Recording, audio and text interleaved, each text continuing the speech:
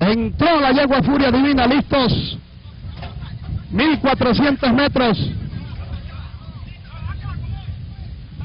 Se va a dar la salida de esta carrera. Suerte para toda la afición hípica. Partida.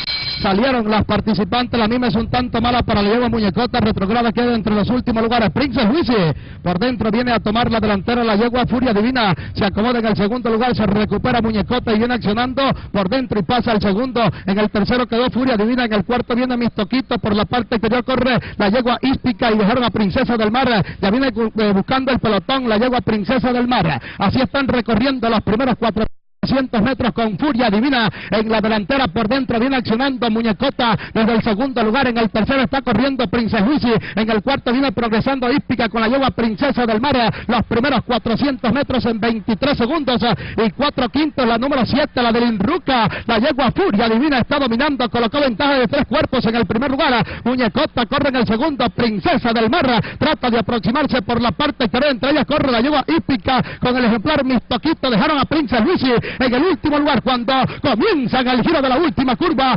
entran en la recta final, escapada la número 7, Furia Divina, Princesa del Mar viene por la parte exterior con Hípica a pelear el segundo lugar, Muñecota también corre entre ellas, la yegua Furia Divina está dominando con suficiente ventaja en la tercera válida para juego de 5 y 6 nacionales, el ejemplar Princesa del Mar para el segundo, Hípica para el tercero, la yegua número 7, Furia Divina, les va a dar fácil la tercera válida, ganó el 7 Furia Divina, en el segundo unos 8 cuerpos aproximados para el 8 Hípica, tercera Princesa del Mar, en el cuarto Muñecota, quinta y última para el 1 Princess Luisi.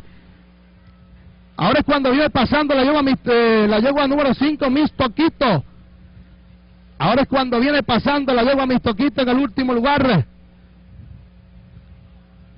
Bastante lejos llegó este ejemplar Mistoquito, terminó la carrera.